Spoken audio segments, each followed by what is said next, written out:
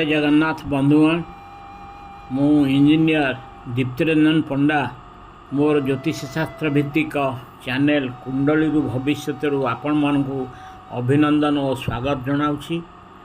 आजिर आलोचनार विषय वस्तु होउछि शनि लग्न कुंडली विभिन्न ग्रह थिले केउ ग्रह केउ प्रकार फल दियंती।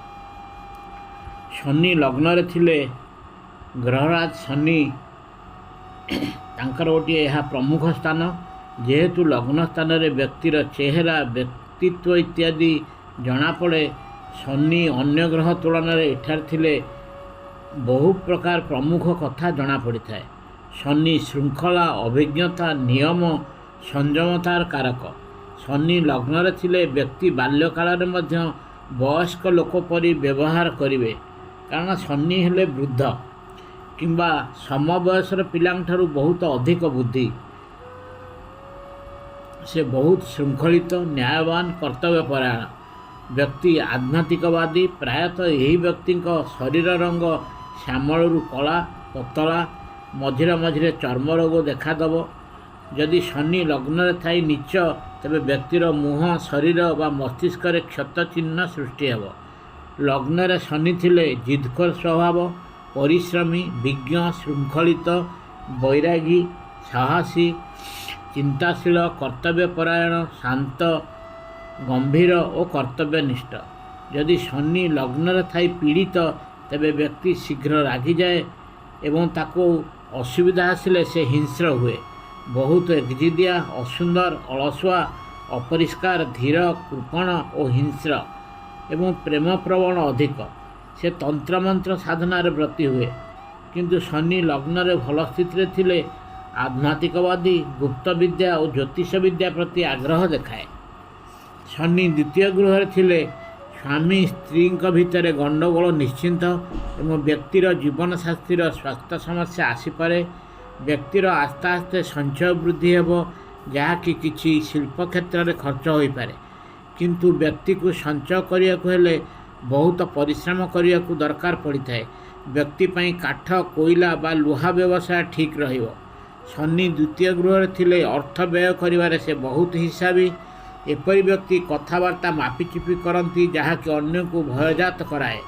से माने कृपण एवं निजर कृपणता पई सी अन्य सहित मतांतर और कली मध्य करि पारती। सी भी तांकर संपत्ति विभिन्न कारणरू हरई पारती। शनि द्वितीय स्थान रे पीड़ित थिले व्यक्ति जहाँ रोजगार करती अति शीघ्र ताको हरई थांती। से माने देखिबा को असुंदर, दांत गुड़िक असुंदर, मुहर क्षत चिन्ह थाई पारे। से माने बहु अपकर्म लिप्त एवं महिला मानकु बेसी ठकती। से सांघातिक रोग रे पीड़ित बा दुर्घटना रे हाड़ भांगी पारे। शनि द्वितीय गृह रे निचस्थ थिले महिला मानकर गर्भपात भय रही और सेतिपई सतर्क रहिबा दरकार। शनि द्वितीय गृह रे थिले व्यक्ति दुई थर विवाह करने संभावना। तांकर बाणी काहाकु भल लगी न थाए, किंतु बेले बेले व्यक्ति अति ज्ञानी और से आध्यात्मिक विषय रे भल भाषण दियंती। शनि तृतीय गृह रे थिले यह शनि पई गोटे भल गृह और जोठार थिले व्यक्ति कर्मठ, परिश्रमी, साहसी और सबु प्रकार बाधा को सम्मुखीन करि पारंती। यह मध्य शत्रु को मुकाबला कर हरैवा को साहाय्य करे। व्यक्तिर कार्य देखि समाज रे आदृत हुअन्ति, किंतु शनि तृतीय गृह थिले व्यक्तिर भाई और भौणी साथ भल संपर्क रुहेनी। व्यक्ति सेमान को साहाय्यर हाथ बढ़ेले भी सेमाने ग्रहण करंतिनी। यही व्यक्ति युवक अवस्था खेलकूद बा खेलकूद समय बारंबार क्षताक्त होती। प्रायतः शनि तृतीय गृह थिले व्यक्ति धनी, साहसी, बदान्य, ज्ञानी और धार्मिक अटंती।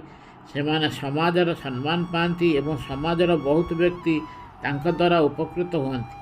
प्रथम समस्या ठारू शिक्षा लाभ करी एपरी व्यक्ति माने आस्ते आस्ते ऊपर को उठंती, कारण तांको भाग्य रे बहुत समस्या मध्य आसी थाए।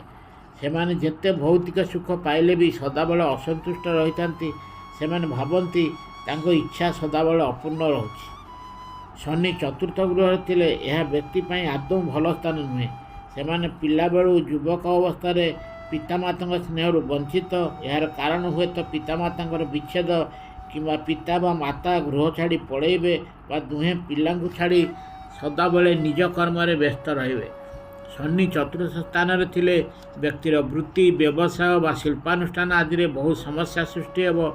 ଶନିଙ୍କର ସମ୍ପୂର୍ଣ୍ଣ ଦୃଷ୍ଟି ଦଶମ ସ୍ଥାନରେ ପଡ଼ିଥିବାରୁ ଯାହାକି ପିତୃସ୍ଥାନ, ସେଥିରେ ମଧ୍ୟ ପିତାଙ୍କ କର୍ମକ୍ଷେତ୍ର ହେଉ ବା ବ୍ୟବସାୟ ହେଉ ସମସ୍ୟା ଦେଖା ଦେଇଥାଏ। ବୃଦ୍ଧ ଅବସ୍ଥାରେ ବ୍ୟକ୍ତି ବହୁତ କଷ୍ଟ ପାଇବେ, ଯେଉଁଥିପାଇଁ ତାଙ୍କର ବଞ୍ଚିବା ପାଇଁ ଆଗ୍ରହ କମିଯିବ। ନିଜର ଜୀବନସାଥୀ ଓ ପିଲାମାନଙ୍କ ସହିତ ନ ପଡ଼ିବା କାରଣରୁ ବହୁତ ମାନସିକ ଯନ୍ତ୍ରଣା ଭୋଗିବେ।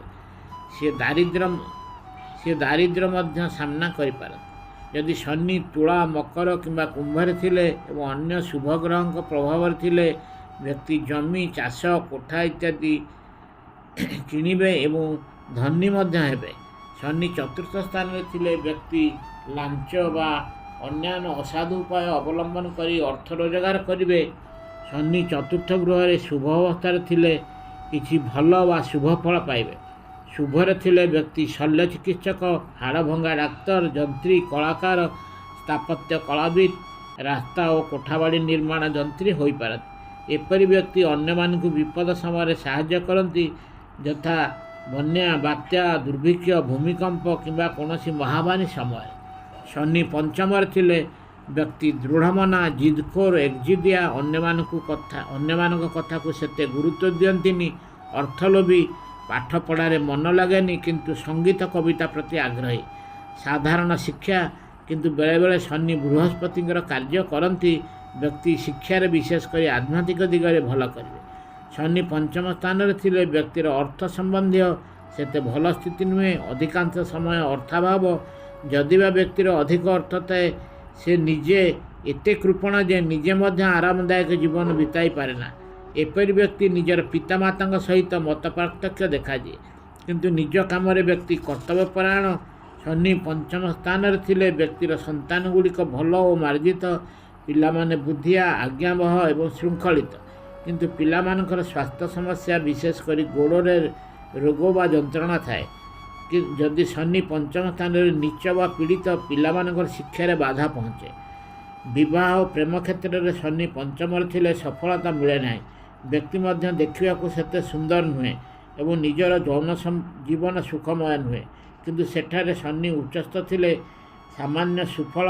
ଯଦି ପଞ୍ଚମରେ ଶନି ଥାଇ ଶୁକ୍ରଙ୍କର ଦୃଷ୍ଟି ବା ସଂଯୁକ୍ତି ହୁଏ, ବ୍ୟକ୍ତିର ଦୁଇଟି ବିବାହ ହୋଇପାରେ। ଶନି ଷଷ୍ଠ ସ୍ଥାନରେ ଥିଲେ ଏହା ଶନିଙ୍କ ପାଇଁ ଗୋଟେ ଉତ୍ତମଦାୟକ ସ୍ଥିତି। ଦେଖିବାକୁ ଗଲେ ଶନି କୁଣ୍ଡଳୀର ସବୁଠାରୁ ଭଲ ଗ୍ରହ, ଯିଏ ବି ସଦାବେଳେ ବାସ୍ତବତାକୁ ଭଲ ପାଆନ୍ତି ଓ ଯିଏ ମାୟା ଓ କଳ୍ପନାର ଦୂଳରେ। ଷଷ୍ଠରେ ଶନି ଥିଲେ ବ୍ୟକ୍ତି ବହୁତ କର୍ମଠ, କାର୍ଯ୍ୟରେ ଭଲ କରିପାରେ। ଷଷ୍ଠ ସ୍ଥାନ, ଅଷ୍ଟମ ଓ ଦ୍ୱାଦଶ ସ୍ଥାନ ହେଲେ ଦୁଷ୍ଟ ସ୍ଥାନ। ଦୁଷ୍ଟ ସ୍ଥାନରେ ଦୁଷ୍ଟ ବା ପାପୀଙ୍କ ଗ୍ରହମାନେ ରବି, ମଙ୍ଗଳ, ଶନି, ରାହୁ ପ୍ରାୟତଃ ଭଲ ଫଳ ଦିଅନ୍ତି, କିନ୍ତୁ ଶନି ସବୁଠାରୁ ଅଧିକ ଭଲ ଫଳ ଦିଅନ୍ତି ଏହି ଦୁଷ୍ଟ ସ୍ଥାନମାନଙ୍କରେ। ବ୍ୟକ୍ତିର ଷଷ୍ଠ ସ୍ଥାନରେ ଶନି ଥିଲେ ସିଏ ନିଜର ଇଚ୍ଛାପୂର୍ତ୍ତି ପାଇଁ କଠିନ ପରିଶ୍ରମ କରେ। ସେ ଯୋଦ୍ଧା ପରି କାର୍ଯ୍ୟ କରେ, କାହାକୁ ଭୟ ନ କରି ଏବଂ ସମସ୍ତ ଶତ୍ରୁଙ୍କୁ ମଧ୍ୟ ପରାସ୍ତ କରେ। ଏପରି ବ୍ୟକ୍ତିଙ୍କର ଶକ୍ତିଶାଳୀ ଶତ୍ରୁ ଥାନ୍ତି, ଯେଉଁମାନେ ବ୍ୟକ୍ତିର ବହୁତ କ୍ଷତି କରିବାରେ ତତ୍ପର ଥାନ୍ତି। କେତେକ କ୍ଷେତ୍ରରେ ବ୍ୟକ୍ତି ସମସ୍ୟା ସମାଧାନରେ ବିଫଳ ହୋଇଥାନ୍ତି, କିନ୍ତୁ ଶେଷରେ ଜୟଯୁକ୍ତ ହୋଇଥାନ୍ତି। ଶନି ଷଷ୍ଠରେ ଥିଲେ ବ୍ୟକ୍ତି ନିଜର ଭୁଲରୁ ଶିକ୍ଷା ଲାଭ କରି ଆଗେଇଥାଏ। ଷଷ୍ଠରେ ଶନି ଥିଲେ ପ୍ରାୟତଃ ବ୍ୟକ୍ତି କୁକର୍ମ କରେ ନାହିଁ। ସେ ବଦାନ୍ୟ ଓ ଧାର୍ମିକ ଏବଂ ଆର୍ଥିକ ସମସ୍ୟା ନଥାଏ। ନିଜର ଜୀବନ ସାହସିକତା ଓ ସମ୍ମାନର ସହ ବଞ୍ଚନ୍ତି। କିନ୍ତୁ ଶନି ଅଷ୍ଟମ ସ୍ଥାନରେ ଅଧିପତି ହୋଇଥାନ୍ତି ବା ଷଷ୍ଠ ସ୍ଥାନ ଶତ୍ରୁର ଗ୍ରହ ହୋଇଥାଏ ବା ନିଚସ୍ଥ ବା ପୀଡ଼ିତ, ତେବେ ବ୍ୟକ୍ତି ଲମ୍ବା ବେମାରୀରେ ଶିକାର ହୋଇଥାନ୍ତି, ଯଥା ମଧୁମେହ, ଯୌନ ରୋଗ, ଫୁସ୍ଫୁସ୍ ବା ପାକସ୍ଥଳୀ ସମସ୍ୟା। ବ୍ୟକ୍ତି ମଧ୍ୟ ଗର୍ବୀ ଓ କାମତୁର। ବହୁତ ବନ୍ଧୁବାନ୍ଧବମାନଙ୍କୁ ବ୍ୟକ୍ତି ସାହାଯ୍ୟ କରିଥାନ୍ତି, କିନ୍ତୁ ନିଜର ଭାଇ ଓ ଭଉଣୀଙ୍କ ସାଥିରେ ବହୁତ ମନମାଳିନ୍ୟ ଥାଏ। ଶନି ସପ୍ତମ ସ୍ଥାନରେ, ଶନିଙ୍କ ପାଇଁ ଏହା ଭଲ ସ୍ଥାନ ନୁହେଁ। ବ୍ୟକ୍ତିର ବିବାହ ବିଳମ୍ବିତ। ବ୍ୟକ୍ତି ବିବାହ ପୂର୍ବରୁ ଓ ପରେ ଅନ୍ୟ ସହ ସମ୍ପର୍କ ରଖିପାରେ। ସ୍ୱାମୀ ସ୍ତ୍ରୀଙ୍କ ସମ୍ପର୍କ ଭଲ ନଥାଏ। ବିବାହ ବିଚ୍ଛେଦ ମଧ୍ୟ କେତେକ କ୍ଷେତ୍ରରେ ଘଟେ। ବ୍ୟକ୍ତିର ଜୀବନସାଥୀ ଉତ୍ତମ ଗୁଣର ଏବଂ ସାଧୁ ପ୍ରକୃତିର, ଦୁହିଁଙ୍କର ସମ୍ପର୍କରେ ଉନ୍ନତି ଯଦି ଦୁହେଁ ଅଲଗା ସ୍ଥାନରେ ରୁହନ୍ତି। ପୁରୁଷ କ୍ଷେତ୍ରରେ ସ୍ତ୍ରୀଙ୍କର ଲମ୍ବା ବେମାରୀ ହୋଇପାରେ ଏବଂ ଅତ୍ୟଧିକ ପୀଡ଼ିତ ଥିଲେ ସ୍ତ୍ରୀର ମୃତ୍ୟୁ ମଧ୍ୟ ହୋଇପାରେ। କେତେକ କ୍ଷେତ୍ରରେ ବ୍ୟକ୍ତି ତାଠାରୁ ବହୁତ ବଡ଼ ବା ନୀଚ ଜାତିର ବିବାହ କରିପାରେ। ଯଦି ଶନିଙ୍କ ସପ୍ତମ ସ୍ଥାନ ତାଙ୍କ ମିତ୍ର ସ୍ଥାନ ବା ଉଚ୍ଚସ୍ଥ ବା ସୌମ୍ୟଗ୍ରହଙ୍କ ସଂଯୁକ୍ତି ବା ଦୃଷ୍ଟିରେ ଥାଏ, ବ୍ୟକ୍ତି ଉନ୍ନତି ବିବାହ ପରେ ହୋଇଥାଏ। କେତେକ କ୍ଷେତ୍ରରେ ବ୍ୟକ୍ତିର ଏକାଧିକ ବିବାହ ହୋଇପାରେ। ସପ୍ତମରେ ଶନି ଥିଲେ ବ୍ୟକ୍ତିର ସ୍ୱାସ୍ଥ୍ୟାବସ୍ଥା ସେତେ ଭଲ ନଥାଏ, କାମ କରିବାକୁ ସ୍ପୃହା ନଥାଏ ଏବଂ ସଦା ଚିନ୍ତିତ ଥାଏ। ଯଦି ଶନି ଶୁକ୍ରଙ୍କ ସହ ସଂଯୁକ୍ତ ଥାନ୍ତି, ବ୍ୟକ୍ତିର ଜୀବନସାଥୀ ବହୁତ କାମାସକ୍ତ। ଶନିଙ୍କ ସପ୍ତମ ଗୃହରେ ଅବସ୍ଥିତି ବ୍ୟକ୍ତି ବିବାଦ ଓ କଳିରେ ଜଡ଼ିତ ହୁଅନ୍ତି, ବିଶେଷ କରି କିଣାବିକା କ୍ଷେତ୍ରରେ। ବ୍ୟକ୍ତି ବ୍ୟବସାୟରେ ବିଳମ୍ବରେ ନିଷ୍ପତ୍ତି ନିଅନ୍ତି, ଫଳରେ ଭଲ ପ୍ରସ୍ତାବ ହାତଛଡ଼ା ହୁଏ। କିନ୍ତୁ ବ୍ୟକ୍ତି କ୍ଷେତ୍ରରେ ସକାରାତ୍ମକ ଫଳ ହେଲା ସେ ସବୁ ପ୍ରକାର ବିବାଦ, ମକଦ୍ଦମା, କିଣାବିକା, ବ୍ୟବସାୟ ଚୁକ୍ତିରେ ସଫଳତା ପାଇଥାନ୍ତି। ଶନି ଅଷ୍ଟମ ସ୍ଥାନରେ ଥିଲେ ବ୍ୟକ୍ତି ଦୀର୍ଘାୟୁ ଯଦି ଏହା ଉଚ୍ଚସ୍ଥ ବା ମିତ୍ର ଗୃହରେ ବା ସ୍ୱଗୃହରେ ଥାନ୍ତି, କିନ୍ତୁ ସେ ସବୁବେଳେ ସୁସ୍ଥ ରହିନପାରେ। ଯଦି ଶନିଙ୍କ ଅଷ୍ଟମ ସ୍ଥାନ ମେଷ ରାଶି ବା ତାଙ୍କର ନୀଚ ରାଶି, ବ୍ୟକ୍ତିର ଆୟୁଷ କମ୍। ଅଷ୍ଟମରେ ଶନି ରହିଲେ ବ୍ୟକ୍ତି ପ୍ରାୟତଃ ଦୁର୍ବଳ, ପତଳା ଓ ନିଜର କୌଣସିଥିରେ ଆଗ୍ରହ ନଥାଏ। ସିଏ ଚର୍ମରୋଗ, ଚକ୍ଷୁରୋଗ, ମଳକଣ୍ଟକ, ଅର୍ଶ, ଭଗନ୍ଦର ରୋଗରେ ପୀଡ଼ିତ। ଅଷ୍ଟମରେ ଶନି ରହିଲେ ବ୍ୟକ୍ତି ଏକା ରହିବାକୁ ପସନ୍ଦ କରେ ଏବଂ ମୃତ୍ୟୁ ସମୟରେ ସେ ଏକା ରହିବାର ଆଶା ଅଧିକ। ଯଦି ଅଷ୍ଟମରେ ଶନିଙ୍କ ସହିତ ବୃହସ୍ପତି ସଂଯୁକ୍ତ, ତେବେ ବ୍ୟକ୍ତିର ସଦାବେଳେ ଚର୍ମରୋଗ, କର୍କଟ ରୋଗ ମଧ୍ୟ ଆଶଙ୍କା ବେଶୀ। ଶନି ଅଷ୍ଟମରେ ଥିଲେ ବ୍ୟକ୍ତିର ଆୟ ଭଲ ଏବଂ ଏହା ତାଙ୍କର ପୁରୁଣା ଋଣ ଥିଲେ ଫେରିପାଆନ୍ତି। ଅଷ୍ଟମ ସ୍ଥାନରେ ଶନି ଥିଲେ ଚଢ଼ାଉ, ତଦନ୍ତ ଏବଂ କୋର୍ଟ କଚେରୀ ମାମଲାରେ ବ୍ୟକ୍ତି ଛନ୍ଦି ହୋଇ ପଡ଼ନ୍ତି, ହିଂସାର ପରିସରଭୁକ୍ତ ହୋଇ ଆଇନ ଜାଲରେ ପଡ଼ନ୍ତି। ଅଷ୍ଟମରେ ଶନି ଥିଲେ ବ୍ୟକ୍ତିର ବିଦେଶରେ ବାସ କରିବାର ଆଶଙ୍କା ଅଧିକ। ଶନି ନବମ ସ୍ଥାନରେ ଥିଲେ ବ୍ୟକ୍ତି ଧାର୍ମିକ ଅନୁଷ୍ଠାନ ବା କୌଣସି ବଦାନ୍ୟ ସଂସ୍ଥାରେ ଜଡ଼ିତ ହୋଇପାରନ୍ତି। ବେଳେବେଳେ ସେହି ସଂସ୍ଥାରେ ଅର୍ଥ ହେରଫେର ମାମଲାରେ ଭର୍ତ୍ସିତ ହୋଇଥାନ୍ତି। ଏପରି ବ୍ୟକ୍ତିଙ୍କର ଭଲ ଖ୍ୟାତି ବିପରୀତ ଲିଙ୍ଗ ବ୍ୟକ୍ତିଙ୍କ ସାଥିରେ ନଥାଏ। କିନ୍ତୁ ଯଦି ଶନିଙ୍କ ସହ ବା ଦୃଷ୍ଟିରେ ଶୁକ୍ର ବା ଗୁରୁ ଥାନ୍ତି, ତେବେ ଏହା ଘଟିନଥାଏ। ଯଦି ନବମ ସ୍ଥାନ ଅଧିପତି ଶନିଙ୍କର ଶତ୍ରୁ ହୋଇଥାନ୍ତି ବା ଏମାନଙ୍କର ସଂଯୁକ୍ତି ବା ଦୃଷ୍ଟି ନବମ ସ୍ଥାନକୁ ହୁଏ, ତେବେ ବ୍ୟକ୍ତିଙ୍କ ସହିତ ଦାଦା ଖୁଡ଼ିଙ୍କ ସହିତ ସମ୍ପତ୍ତି ଭାଗ ବଣ୍ଟାରେ ଭଲ ସମ୍ପର୍କ ନଥାଏ। ନବମରେ ଶନି ଥିଲେ ପିତାଙ୍କ ସହିତ ଭଲ ପଡ଼େ ନାହିଁ କିମ୍ବା ବ୍ୟକ୍ତିଙ୍କର ପିତା ଶୀଘ୍ର ମୃତ୍ୟୁମୁଖରେ ପଡ଼ନ୍ତି। ନିଜର ଭାଇ ଭଉଣୀଙ୍କ ସାଥିରେ ମଧ୍ୟ ସମ୍ପର୍କ ସେତେ ଭଲ ନଥାଏ। ଶନି ଯଦି ଯୋଗକାରକ ଗ୍ରହ ହୋଇ ନବମ ସ୍ଥାନରେ ଥାନ୍ତି, ବ୍ୟକ୍ତି ପାଠପଢ଼ା ପାଇଁ ଆଗ୍ରହ ଦେଖାନ୍ତି। ସେ ଧୀର ସ୍ଥିର, ନିଜ ଚିନ୍ତାରେ ନିମଗ୍ନ, ଭାବନାତ୍ମକ, ବିନମ୍ର ଓ ସାହସୀ। ପାଠ ପଢ଼ିଲେ ଜଟିଳ ପାଠ ଯଥା ଜ୍ୟୋତିଷଶାସ୍ତ୍ର, ଆଇନ, ଦର୍ଶନ, ଆଧ୍ୟାତ୍ମିକ ବିଷୟ ପାଇଁ ଆଗ୍ରହ ଆଣିବେ। ପାଠପଢ଼ା ପରେ ସେ ଶିକ୍ଷା, ଆଇନ ବା ଧର୍ମ ବିଭାଗରେ ଉଚ୍ଚ ଅଧିକାରୀ ହେବେ। ସେମାନଙ୍କର ଭାଗ୍ୟ ଅସାଧାରଣ। ଶନି ଯଦି ନବମ ସ୍ଥାନରେ ମାରକ, ତେବେ ବ୍ୟକ୍ତି ସ୍ୱାର୍ଥପର, ନାସ୍ତିକ ଏବଂ ଅନ୍ୟମାନଙ୍କର କ୍ଷତି କରିବାକୁ ପଛାନ୍ତି ନାହିଁ। ସେମାନେ ମକଦ୍ଦମାରେ ହାରିଥାନ୍ତି ଏବଂ ପ୍ରତ୍ୟେକ କ୍ଷେତ୍ରରେ ବିଫଳତା ଅର୍ଜନ କରନ୍ତି। ଶନି ଦଶମ ସ୍ଥାନରେ ଥିଲେ ବ୍ୟକ୍ତି ତା'ର କର୍ମକ୍ଷେତ୍ର ବା ଜୀବିକାର ଉନ୍ନତି କରିବ, କିନ୍ତୁ ଧୀରେ ଧୀରେ ତା ନିଜର ପରିଶ୍ରମ ଦ୍ୱାରା ସେ ସର୍ବୋଚ୍ଚ ସ୍ତରରେ ପହଞ୍ଚିବ। ବ୍ୟକ୍ତି ଭଲ ଓକିଲ, ନ୍ୟାୟାଧୀଶ ଇତ୍ୟାଦିରେ ରହି ଅନ୍ୟମାନଙ୍କୁ ଦଣ୍ଡ ଦେବେ। କିନ୍ତୁ ବେଳେବେଳେ ବ୍ୟକ୍ତି ତାଙ୍କ ପଦବୀର ଅପବ୍ୟବହାର କରିପାରନ୍ତି ଓ ଖରାପ କାମ କରି ଅର୍ଥ ଉପାର୍ଜନ କରିପାରନ୍ତି। ତାଙ୍କ ଜୀବନରେ ପୈତୃକ ସୁଖ ସେତେ ନଥାଏ। ଏମିତି ବି ହୋଇପାରେ ବ୍ୟକ୍ତି ନିଜର ପିତା ମାତାଙ୍କୁ ଜଲ୍ଦି ହରାଇ ପାରନ୍ତି ଏବଂ ନିଜର ପୈତୃକ ଅଧିକାର ଓ ସମ୍ପତ୍ତିରୁ ବଞ୍ଚିତ ହୋଇପାରନ୍ତି। ବ୍ୟକ୍ତିର ପିତା ଗରିବ ହୋଇପାରନ୍ତି ବା ଅତି ଧନୀ, କିନ୍ତୁ ଶିକ୍ଷିତ ଏବଂ ଧାର୍ମିକ ଓ ତାଙ୍କ ସିଦ୍ଧାନ୍ତ ସମ୍ପନ୍ନ ବ୍ୟକ୍ତିତ୍ୱ। ପିତାଙ୍କର ଚର୍ମରୋଗ ବା କୁଷ୍ଠରୋଗ ହୋଇପାରେ। ବ୍ୟକ୍ତି ପିତାଙ୍କର ଜୀବିକା ଓ ବହୁତ କ୍ଷେତ୍ରରେ ଆପଣେଇଥାନ୍ତି, ଯଥା ଶିକ୍ଷା, ନ୍ୟାୟ ସମ୍ବନ୍ଧୀୟ, ଖଣି ସମ୍ବନ୍ଧୀୟ ବା କୃଷି ସମ୍ବନ୍ଧୀୟ କାର୍ଯ୍ୟ ଇତ୍ୟାଦି। ଶନି ଦଶମ ଗୃହରେ ଥିଲେ ବ୍ୟକ୍ତିର ଚରିତ୍ର ଉତ୍ତମ ଏବଂ ଯୁଦ୍ଧ ବା କୌଣସି ପ୍ରତିଦ୍ୱନ୍ଦ୍ୱିତାରେ ସଫଳ ହୁଅନ୍ତି। ବ୍ୟକ୍ତିର ବହୁତ ବନ୍ଧୁ ବଳୟ ଥାନ୍ତି, ଯେଉଁମାନେ ସମ୍ମାନାସ୍ପଦ ଓ ପ୍ରସିଦ୍ଧ ମଧ୍ୟ। ଯଦି ଦଶମ ସ୍ଥାନଟି ମୀନ ରାଶି ହୋଇଥାଏ, ବ୍ୟକ୍ତି ସନ୍ନ୍ୟାସ ବ୍ରତ ନେଇପାରନ୍ତି। ଯଦି ଦଶମ ସ୍ଥାନରେ ଶନି ଅଶୁଭ ଯୋଗ ବା ନିଚସ୍ଥ ବା ଶତ୍ରୁଗୃହ ବା ପାପୀ ଗ୍ରହଙ୍କର ଦୃଷ୍ଟି ବା ସଂଯୁକ୍ତି ଥିଲେ, ତେବେ ବ୍ୟକ୍ତିର ଜୀବିକାରେ ବହୁତ ପ୍ରକାର ଅସୁବିଧା ଓ ସଂଘର୍ଷ ଦେଇ ଗତି କରିପାରେ। ଶନି ଏକାଦଶ ଗୃହରେ ଥିଲେ ପ୍ରାୟତଃ ଶନି ଏହି ସ୍ଥାନରେ ଅତି ଭଲ ଫଳ ଦିଅନ୍ତି, ଯାହାକି ଶନିଙ୍କର ସର୍ବଶ୍ରେଷ୍ଠ ସ୍ଥାନ। ତାହା ଯେକୌଣସି ରାଶି ହେଉ ପଛକେ ବ୍ୟକ୍ତିର ନିଶ୍ଚିନ୍ତ ଆୟ କେବେ କମିନଥାଏ ଏବଂ ବୃଦ୍ଧ ହେବା ପର୍ଯ୍ୟନ୍ତ ରୋଜଗାର ଚାଲିଥାଏ। ପରିବାରର ତାଙ୍କ ସହିତ ତାଙ୍କ ପତ୍ନୀ ବା ଅଲଗା କେହି ମଧ୍ୟ ରୋଜଗାର କରିପାରନ୍ତି। ଯେହେତୁ ଟଙ୍କା ଓ ଭାଗ୍ୟ ଏତେ ସହଜରେ ମିଳେ ନାହିଁ, ବ୍ୟକ୍ତି କଠିନ ପରିଶ୍ରମରେ ବ୍ରତୀ ହୋଇ ସ୍ଥିର ଆୟ କରୁଥାନ୍ତି। ଶନି ଏହି ସ୍ଥାନରେ ଥିଲେ ରାଜନୀତି ବା ଉଚ୍ଚ ପଦବୀ ପ୍ରାପ୍ତ ହୋଇପାରନ୍ତି। ବ୍ୟକ୍ତିର ସମୃଦ୍ଧିଶାଳୀ ହୋଇଥିବାରୁ ଅନ୍ୟ ରାଜନୀତିଜ୍ଞମାନଙ୍କୁ ଅର୍ଥ ସାହାଯ୍ୟ କରିଥାନ୍ତି। ଏହି ବ୍ୟକ୍ତିମାନେ ସାହସୀ, ନିର୍ଭୀକ ପ୍ରତ୍ୟେକ କ୍ଷେତ୍ରରେ। ସେ ସାମରିକ ବିଭାଗ ବା ଅସ୍ତ୍ରଶସ୍ତ୍ର ନିର୍ମାଣ କମ୍ପାନୀର ଉଚ୍ଚ ପଦବୀ ପ୍ରାପ୍ତ ହୋଇପାରନ୍ତି। ସେ ପୁଲିସ ବିଭାଗ ବା ଭଲ ସୁରକ୍ଷାକର୍ମୀ ହୋଇପାରନ୍ତି। ଶନି ଏକାଦଶରେ ଥିଲେ ବ୍ୟକ୍ତି ଧମକାଇ ଅର୍ଥ ଆଦାୟ କରିବା, ଚୋରା କାରବାର, ଜୁଆ ଓ ଅପହରଣକାରୀ ମଧ୍ୟ ହୋଇପାରନ୍ତି। ପ୍ରାୟତଃ ଏପରି ବ୍ୟକ୍ତି ସ୍ୱାସ୍ଥ୍ୟବାନ, ଦୀର୍ଘାୟୁ, ଭାଗ୍ୟବାନ, ସାହସୀ, ଧନୀ, ତୃପ୍ତ, ବଦାନ୍ୟ ଓ ପ୍ରସିଦ୍ଧ। ଯଦି ବା କେତେବେଳେ କେମିତି ରୋଗରେ ପଡ଼ନ୍ତି, ବହୁତ ଶୀଘ୍ର ଆରୋଗ୍ୟ ଲାଭ କରନ୍ତି। ଶନିଙ୍କର ଦୃଷ୍ଟି ପଞ୍ଚମ ଗୃହକୁ ପଡ଼ୁଥିବାରୁ ବ୍ୟକ୍ତି ପିଲାମାନଙ୍କ ଠାରୁ ସେତେ ସୁଖ ପାଇନଥାନ୍ତି। ବ୍ୟକ୍ତିର ପୁତ୍ର ପ୍ରାୟ ହୋଇନଥାନ୍ତି ବା କେତେକ କ୍ଷେତ୍ରରେ ବ୍ୟକ୍ତି ପ୍ରଥମ ସନ୍ତାନ ହରାଇ ପାରନ୍ତି। ଶନି ଦ୍ୱାଦଶ ଗୃହ, ଏହା ଶନିଙ୍କ ପାଇଁ ବହୁତ କଷ୍ଟ ସ୍ଥାନ। ବ୍ୟକ୍ତିର ଉନ୍ନତି ଏହି କ୍ଷେତ୍ରରେ ଗୁପ୍ତ ଶତ୍ରୁଙ୍କ ଦ୍ୱାରା ବାଧାପ୍ରାପ୍ତ ହୁଏ। ଶତ୍ରୁମାନେ ତାକୁ ମିଥ୍ୟାରେ ଜଡ଼ିତ କରି ଜେଲ୍ ମଧ୍ୟ ପଠାଇ ପାରନ୍ତି।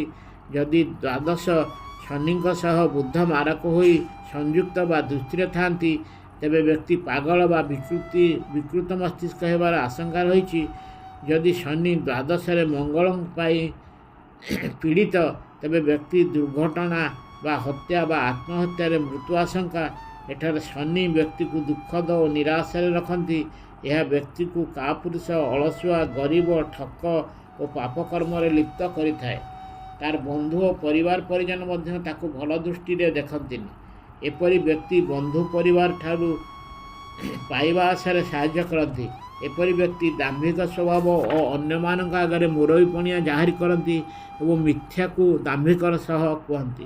ନିଜର ବିବୃତ୍ତି ପାଇଁ ବ୍ୟକ୍ତି ବିରୋଧରେ ତଦନ୍ତ ବସି ଦଣ୍ଡିତ ହୋଇପାରନ୍ତି। ବ୍ୟକ୍ତି ମନେ ମନେ ଭାବେ ଅନ୍ୟକୁ ଲାଞ୍ଚ ଦେଇ ପ୍ରଭାବିତ କରି ନିଜର ଫାଇଦା ଉଠାଇବାକୁ। ବ୍ୟକ୍ତି ତାର ଜୀବନ ସାରା ଏକୁଟିଆ ବା ହସ୍ପିଟାଲରେ ବା ଜେଲରେ ବା କୌଣସି ଆଶ୍ରମରେ ବା କୌଣସି ଧାର୍ମିକ ସଂସ୍ଥାରେ ଜଡ଼ିତ ହୋଇପାରନ୍ତି। ସେ ଏତେ କୃପଣ, ନିଜ ପାଇଁ ମଧ୍ୟ କିଛି ଖର୍ଚ୍ଚ କରେ ନାହିଁ। ତାର ଖାଦ୍ୟନଳୀ ସମ୍ପର୍କିତ ରୋଗରେ ପୀଡ଼ିତ ସମ୍ଭାବନା ବେଶୀ ପିଲାଦିନରୁ ଥାଏ।